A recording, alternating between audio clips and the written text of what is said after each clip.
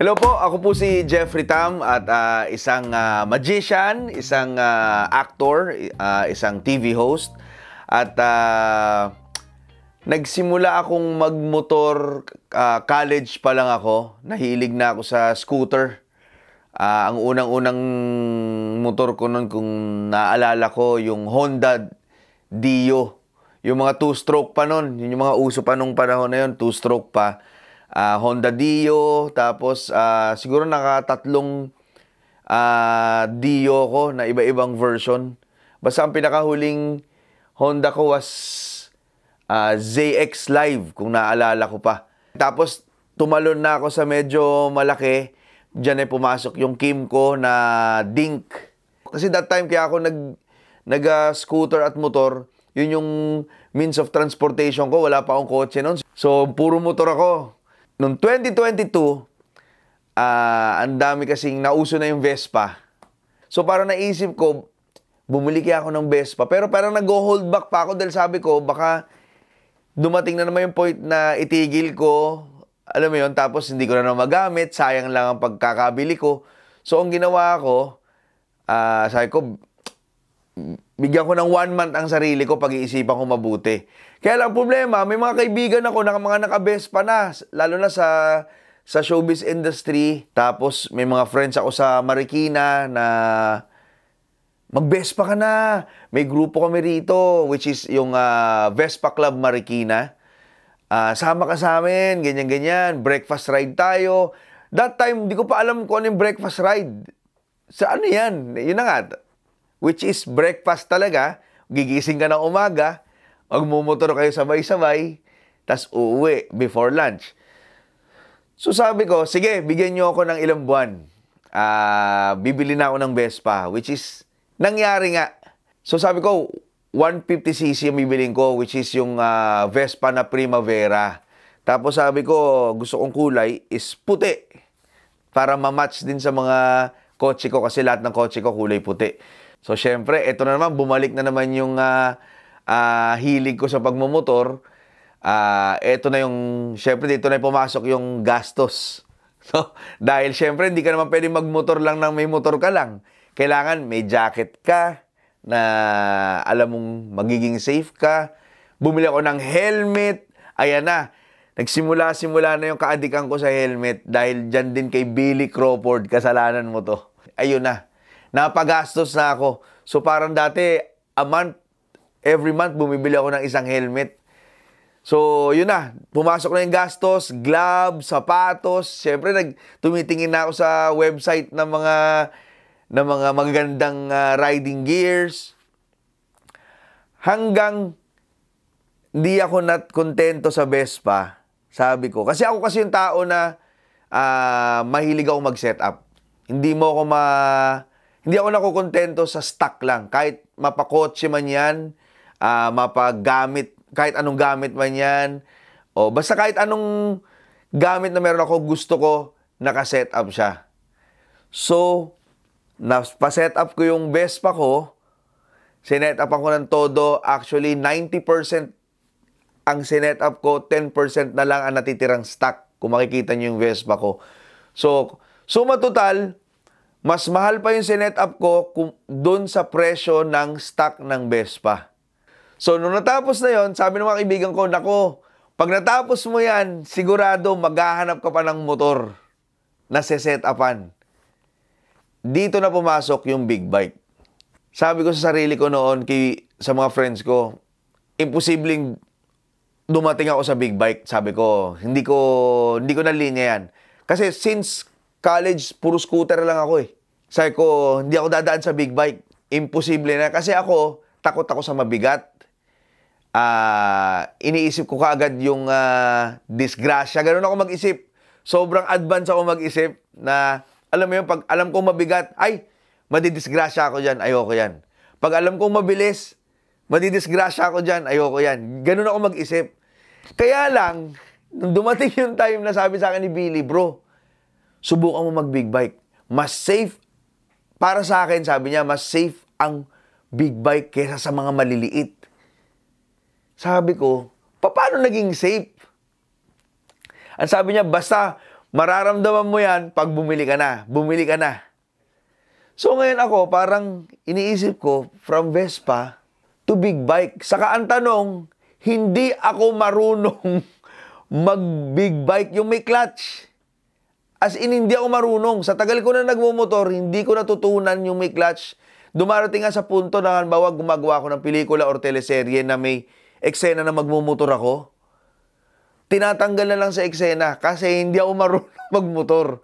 Ngayon, sabi ko, kailangan na mag-aral muna ako. So, na-meet ko itong tao na to, which is si Kuya JD, ng Motorismo Philippines. Matagal na kami magkakilala niyan, na na-addict din siya sa big bike. Sinabi niya sa akin, sumama ka sa grupo namin, yung grupo kong tinatag, which is Motorismo Philippines, mag-aral tayo. So, sabi ko, sige. So, nung time na yun, pinagbigyan ko lang siya, pero wala akong planong bumiling big bike. Sabi ko, siguro ito lang yung time ko na para matuto lang ako. Para pag dumating yung time na may big bike na ako, marunong na ako. Siguro nag-training ako ng mga 2 oras. Tinuro sa akin yung friction zone, kung paano. Nung nakapako na siya, sabi ko, Coach, siguro isang session pa ako para talagang kuhan. Sabi niya, hindi. Tingin ko kaya mo na. So, after 1 hour, mag-ayos ka, lalabas tayo. So, nangyari nga yun. Lumabas kami ng highway na dala-dala ko big bike. That was the time na sabi ko sa sarili ko, tama yung sinabi ni Billy. Ibang experience to. Iba yung pakiramdam nung nasa maliit na displacement ka lang ng mga scooters kumpara sa big bike. Kasi sa big bike, parang ang sarap, parang mas komportable ka. So, yun na. Sabi ko, bibili na ako ng big bike. Dumating na yung time na isang linggo, wala akong ginagawa kundi maghanap sa internet ng motor. YouTube, mga reviews. Ako kasi, yung type ng tao na gusto ko classic. So, ako, mas gusto ko yung mga medyo vintage look, classic. So, nakita ko yung Kawasaki 650 RS. So, happy naman ako. Sa simula, syempre, naninibago ko dahil ibang usapan na pag big bike na yung dala mo. Syempre, yung safety gears mo, talagang bumili pa rin ako ng yung mas talagang, alam mong pag na-disgrasya kayo, talagang safe ka na. Bumili ako ng mga pang big bike na talaga, pati helmet. Tapos, bumili na rin ako ng airbag. Kasi nga, yun ang thinking ko lagi eh. Sabi ko, baka madisgrasya. Ganun na nga ang nangyari. 4th day, sumemplang ako. Nang hindi umaandar yung motor. Yun ang nakakatawa doon, di ba? Nagkamali lang ako ng pwesto ng kalye kasi medyo pababa. Hindi ko na timpla talaga. Thank you sa safety gears talaga. Yun talaga kailangan mamuhunan ka ron. Especially sa helmet dahil tandaan nyo, isa lang ang buhay natin, no? Di baling gumastos ka na sa safety gears kasi yan ang magliligtas sa'yo pagdating sa mga times na aksidente. So, yun ang tandaan nyo. Kasi yung iba kasi, ang laging thinking nila, walang budget eh. Walang budget, hindi ko kayang bumili. So, at least mas maganda gumamit na tayong talagang proper gear. Yun ang mapapayo ko. Ako, ang ma-advise ko lang sa mga bagong magmumotor, advice ko sa kanila is gawin nyo lang yung ginawa ko at ginawa ng ibang karamihan na huwag kayong magre-rely sa internet lang. Kasi may iba kasi na gusto kong magmotor, check ko lang kung paano. Papanoorin lang yung video, dun lang sila mag-aaral. Iba pa rin yung proper school na hands-on yung coach na nagtuturo sa'yo at tinuturo sa'yo ng aktual.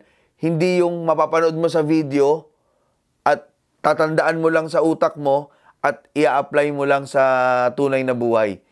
Ako, suggest ko dumaan kayo sa riding school. Kasi sa riding school, ituturo sa inyo yung talagang tama. No? Kasi hindi kayo tuturuan yan ng mali. Mag-aral kayo sa riding school, puhunanan nyo yan dahil kagaya rin ng sinabi ko kanina, isa lang ang buhay natin. Siyempre, kailangan pahalagahan natin. Tapos, siyempre, kailangan pag natuto na kayo, dyan papasok yung saddle time. So, kailangan mas matagal yung gamit nyo ng pagmumotor para lalo kayo masanay. Yun lang, tiyagain nyo lang at I'm sure lahat tayo nagsimula naman sa wala. Pag natuto tayo, magagawa rin natin yung ginagawa ng mga pro na napapanood natin. So ako, advice ko lang, laging stay safe at ride safe. At kagaya ng sinasabi ko nga laging sinasabi ko sa lahat ng interview ko, wherever you are there. So mga kaibigan, i-like nyo po at follow ang aking Facebook page, Jeffrey Tam Official. Sa lahat po ng mga mahilig sa magic at prank at syempre motovlogging, pinasok ko na rin. Halo-halong video po mapapanood nyo dyan sa Facebook page ko, Jeffrey Tam Official. At syempre sa YouTube naman, is mag-subscribe na po kayo. Road to 1 million subscribers na po tayo mga katambay. Maraming salamat sa suporta nyo. Sa mga hindi pa po nagsusubscribe sa YouTube, Jeffrey Tam Magic. Muli, ito po ulit si Jeffrey Tam, syempre para sa All About Wheels, Manila. Maraming salamat.